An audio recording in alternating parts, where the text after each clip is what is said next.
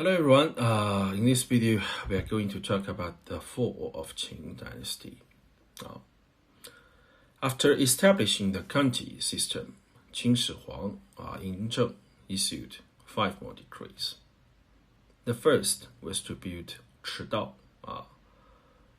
which is a network of highways road centered on capital Xianyang, with a unified standard across the nation. The second was to remove barriers, meaning demolishing the walls and fortresses built by the 6 defeated states in strategic locations. The third was to clear waterways, breaking through dams and dikes built by the 6 states to block rivers, dredging canals and digging the Lingqu Canal.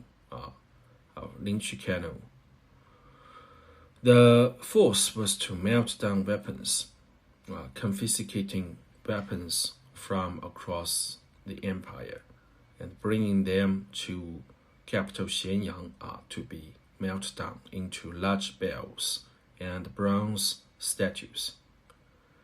The fifth decree was mass migration, means relocating wealthy families to capital Xianyang, and reportedly up to 120,000 households. These measures clearly aimed to address 3 potential threats to the Qin Empire: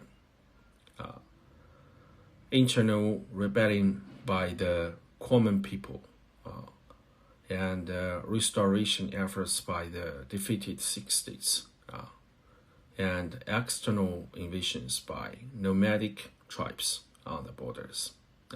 3 kind of threats. Domestically, whether it was rebellion or restoration, both required money, weapons, and strategic strongholds. But now the fortresses were destroyed, weapons confiscated, and the wealthy families were impoverished. How could they rebel or restore the old states? Even if a rebellion did break out, the nationwide Chidao, that means that the highway road, and the opened waterways connecting north and south would allow the emperor to swiftly deploy troops to suppress it.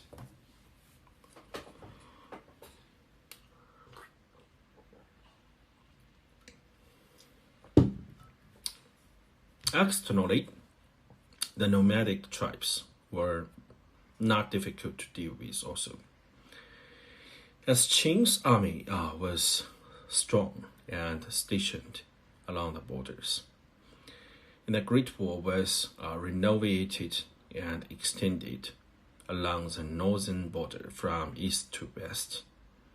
In the south, Qin had conquered the Baiyue tribes and turning their conquered lands into counties.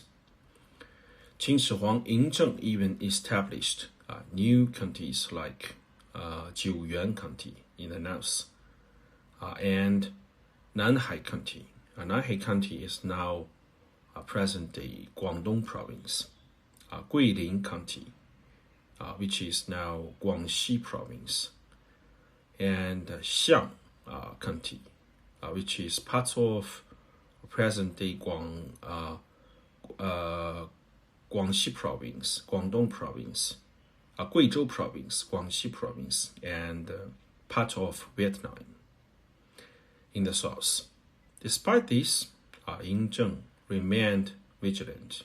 He was diligent, never resting until he had reviewed 60 kilograms of bamboo slips of official reports daily. He was also cautious and never allowing anyone to carry weapons in his presence. And the guides could not approach him without orders. This caution was evident when the assassin Jin Ke, a very famous assassin Jin Ke, attempted to kill him in the court. But no one in the court could help at that time because they were unarmed. He was suspicious, changing his residence daily, and anyone who revealed his location would be executed.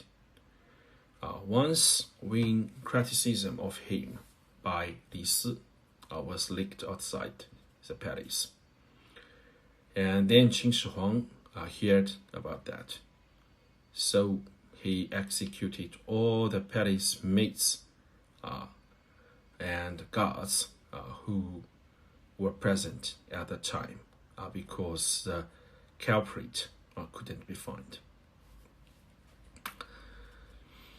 You should think with all these measures, the empire would be secure. Is that right? Surely, no one would dare challenge his authority. Well, in Chinese history, actually there were indeed people who dared to do that. Lots of people like that. In 213 BC, Qin Shi Huang held a banquet at his palace in Xianyang, and 70 scholars toasted to his health. And their leader, Pu Ye is the name of official, and that guy called Zhou Qingchen praised him, saying that Qin Shi Huang had eliminated the warlord states and established counties, bringing peace and security. Zhou Qingchen claimed that Qin's virtues were unprecedented and would last forever. This flattery was based on facts, and pleased Qin Shi Huang Yingzheng. But one scholar, Chun Yuyue, originally from the state of Qi, couldn't stand it. He argued that Zhou Qingchen was flattering without reason. He said the dynasties of Shang and Zhou lasted almost 1,000 years because they divided power among their relatives and meritorious officials. But now, Qin Shi Huang Yingzheng had become the only one emperor, while his sons were reduced to commoners. If the empire faced trouble, who would come to its aid? Who will solve the problem? Chun Yuyue's words directly challenged Qin Shi Huang's county system. But surprisingly, Yingzheng did not kill him. Instead, he asked his chancellor Li Si for his opinion. Li Si, who is a staunch supporter of the county system and an opponent of feudalism, he suggested not killing people but burning books. Li Si argued that the current social atmosphere was terrible, with people criticizing the present by glorifying the past, spreading misleading ideas. They secretly criticized the emperor in their hearts and gossiped in the streets afterward, gaining fame by opposing the emperor and leading the public in slander. If this continued, the emperor's prestige would vanish, and the empire would be in grave danger. Why did Li Si issue the decree? He believed that the reason laws weren't followed and people argued was because of diverse thoughts and too much freedom of speech. The influence of private thought surpassed official orders. Therefore, only by banning all private schools and philosophies could the root problem be solved. This led to the infamous event of book burning and the execution of scholars. Actually, burning books and burying scholars were two separate events. Moreover, the burying scholars part needs clarification. It wasn't about killing Confucian scholars, but rather about executing a group of charlatans who claimed to have the secret to immortality. As mentioned before, the term Ru initially referred to people who presided over rituals and ceremonies. Even Confucius himself did similar work when he was young. The charlatans who sought immortality could also be classified under the term Ru during the spring and autumn and the Warring States periods up until the Qin and Han dynasties. According to the records of the grand historian Qin Shi Huang, influenced by these charlatans, sent them out to find the secret to immortality. But since such a thing didn't exist, everybody knows that, the charlatans took the money and fled.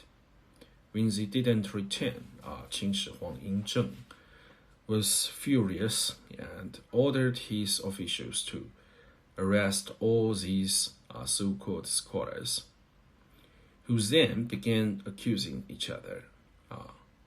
Qin Shi Huang personally approved the execution of over 460 of them, burying them alive as a warning to others.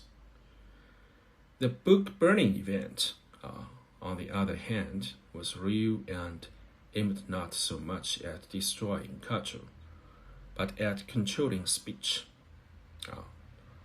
The punishment was severe. After the book burning decree was issued, anyone who hadn't burned their books within 30 days, if found, would be branded on the face and forced into hard labor for 4 years. Those who gathered to discuss poetry and books were beheaded, and those who criticized the present by referring the past faced extermination of their entire family. The toughest, the hardest punishment was for those who criticized the present by referencing the past, followed by those who spread rumors.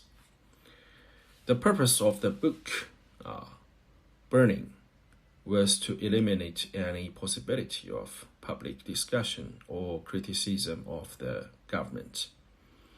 This was clearly cultural despotism, but in Qin Shi Huang Yingzheng and Li Si's minds, they likely believed they were justified. Abolishing feudalism and implementing the county system was a revolution for them, one that determined the survival of the Qing Empire. To them, suppressing counter-revolutionaries was necessary. So, under Yingzheng and Li Si's orders, except for books in the imperial archives, Qing state history, and books on medicine, divination, and divination and agriculture, all privately held books like literature, philosophy, and the various schools of thought were burned. And unfortunately, after 7 years later, Xianyang was set a second fire, burning by Sheng Yu. He burned the Qing's palace, destroying the ancient books preserved by the scholars. If it weren't for Xiao He saving some documents, the loss would have been unimaginable. Many valuable cultural heritages of Chinese civilization were lost forever, and many of its precious ideas were forgotten or interrupted. The vibrant intellectual tradition and freedom of speech from the Warring States period were also lost. The damage was irreparable. After all these actions by the Qin Empire, concentrating wealth, confiscating weapons, burning books, and suppressing different ideas, the state held both military and intellectual power firmly in its grip. But was the empire secure? No, it actually collapsed even faster. We will talk about it in the following video. Thank you.